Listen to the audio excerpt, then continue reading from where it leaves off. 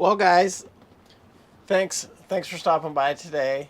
Welcome aboard Southern Estate here. And today I really want to just do a quick Sunday morning live update. I've been doing a lot of consulting this last week. A lot of boat deals. We lost some, we got some, a couple of things working. And I just want to make it, if anybody knows anybody that's got a boat they want to list, please. I mean, if I can do it, I will try. Or if you want to buy a boat, just contact me and we'll see what we can do. We can help you get through that process because we do a lot of consulting, and I'm actually brokering some boats now. But anyway, today I thanks Jim. I was with him a couple weeks ago, and he sent me this tablet here. So we got the 12.4-inch tablet. And what we're going to do with that is we're going to hook up AIS to this tablet right here. So I was playing with it this morning, trying to get it ready to go. Also on the boat here, just since this is a little live update, I got the kids coming in a couple weeks, and I start my captain's license on Monday. So I'm busy next week with that. And then we have a demo, a boat survey, another survey the week after that. But today I really want to talk about, the frustration of trying to buy a boat in this market because it's rough. And one thing that you probably need to bring to the table, and is something I don't talk about all the time, is what do you really want out of the boat? Because that matters. When I've been talking to a lot of guys this week, it's, yeah, we know what we want. This is blah, blah, blah. But is that what you really, really, really want? Because if your goal is to do America's Great Loop, I would have never bought this boat that I'm in right now, Southern Estate, to do America's Great Loop in. It's too big. It's, when you start talking a 50-foot boat and doing America's Great Loop, and you got 4.5 feet of draft, it's a lot of boat to loop, and you've got a deep draft on it. My ideal loop boat is only probably right in that 40-foot range. Maybe 45. So anywhere from about 35 to 45. I really do want a 3.5 foot draft, and I want a less than 15-foot height. And I personally, this is me personally, this isn't talking for anybody else. One of my favorite boats out there is probably a Tiara. Because I really don't like the flybridge. I'd rather just sit in the cabin. And when you're looping and you're doing it correctly to the hours, you're really not, how do I say it?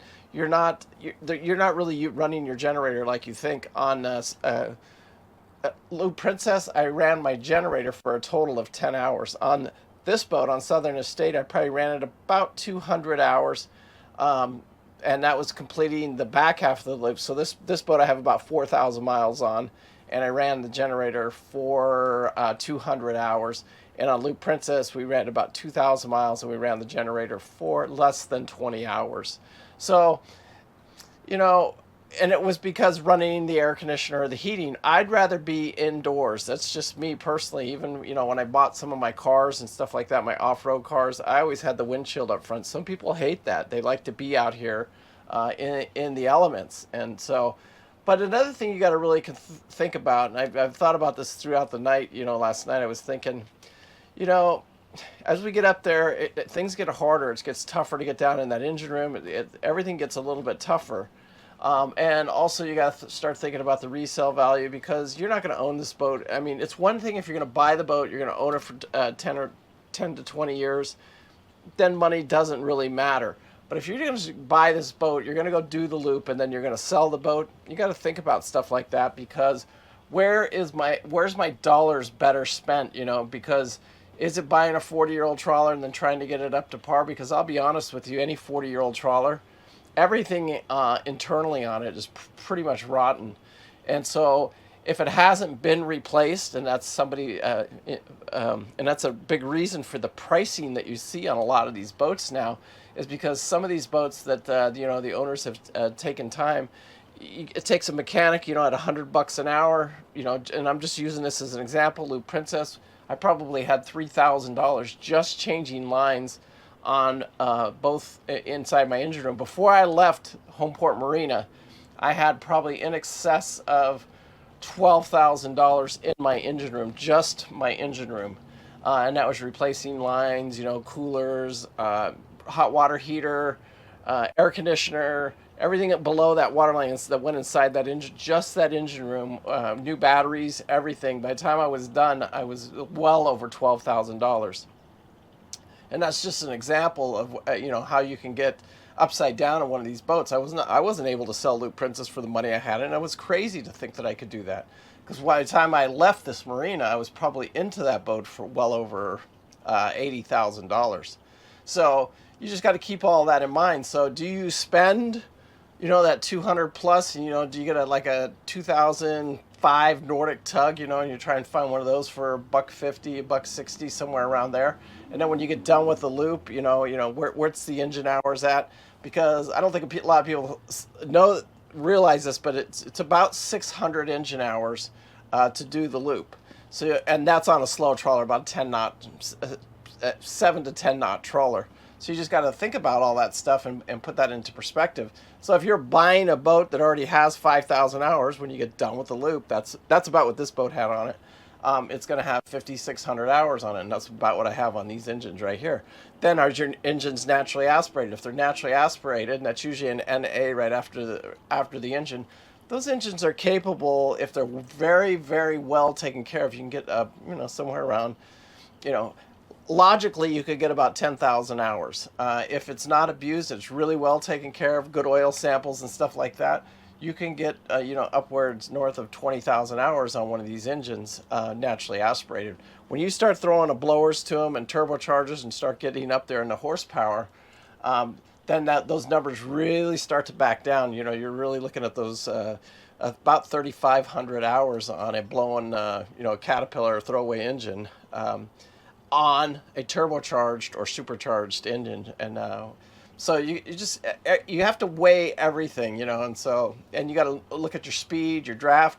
I don't think a lot of people realize this, but when you're doing America's Great Loop, the bridges are just as important as the locks, because you can get stuck at a bridge. I got stuck at a bridge several times on several different occasions.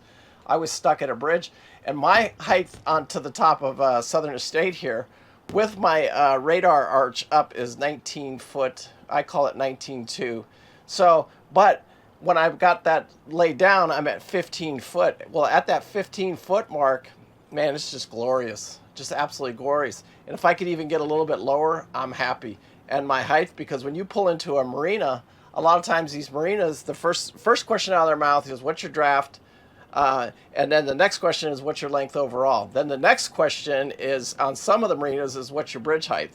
Because they want to know what it takes, what's your height to get under the bridge. And the reason they say that is because, like, we went to this one particular marina over there in Charleston, and we went to the marina that was in the back of the bay there, and you had to get underneath this bridge. Well, when I got to the bridge, it was marked, even on the bridge, it was marked 15 feet.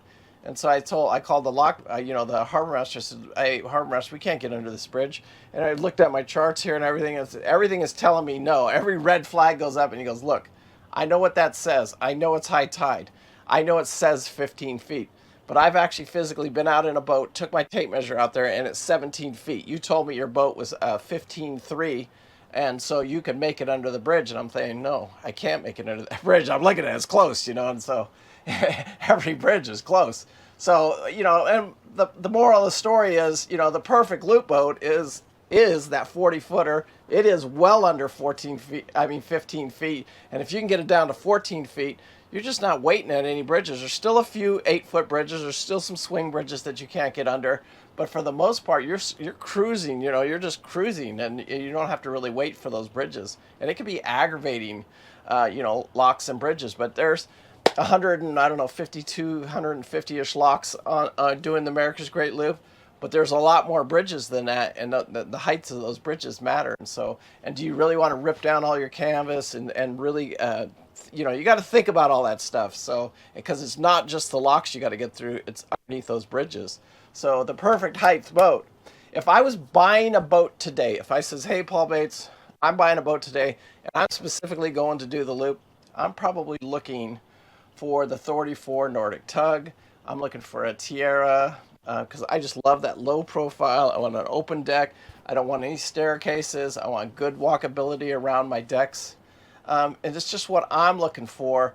And I really don't want to be outside. And I know right now, like my bridge is enclosed. You say, well, I'm not outside, but you got to have airflow up here, and this is not air conditioned. And so even today on a cold day, with all of these canvases up, I still have got to open up some ventilation up here to allow a breeze to get through here. So anyway, I just wanted to get your head around that. Something to think about this week as you guys are looking at different boats. Anybody has a problem, or not a problem, if anybody is looking at a specific boat, the big thing with me is you have to contact me first. And there's two ways you can do it. We can either just do the consulting on it, or we can do this consulting and maybe even get the brokerage on it. But that gets a little bit trickier. But I have to be the first one to be contacted on the boat. Also, if anybody knows that really wants to just help the channel out, because that's all it is at the end of the day. We all live our life with no regret. It does take a lot to keep this channel going. If anybody knows of a listing of a boat, let me know, and I'll jump on an airplane or drive my car, and I can go list it. Anyway, like I said, anybody knows a listing or anything like that, man, just let me know. I'm happy to help out with it. I'd love to see the boat. I'd love to come in and talk to you. I'd love to get another looper in the boat if it's a looping boat. If it's not a looping boat, we've got all kinds of people out there looking, whether it's a houseboat, not a houseboat, a liveaboard or whatever. So anyway, just something to get your head around. Peace out. Make sure you live life with no regret. I do. Thank you guys so much for watching. I do appreciate it. It's fun getting to that. We buzzed up to 7,500 subscribers. We really need to get to that next level, which is 10,000 subscribers. I can't wait to get there. It's happening fast now. And I really do appreciate you guys. But make sure you hit that subscribe button if you haven't subscribed to the channel. Make sure you hit that like button and, give the video a thumbs up. And please, I want to hear your comment. I want to hear what you're thinking about. If you're in the market, what are you going through right now as you're buying a boat? Anyway, peace out. Remember, live life with no regret. I do. Thank you so much for watching. I do appreciate it. Thanks. Bye.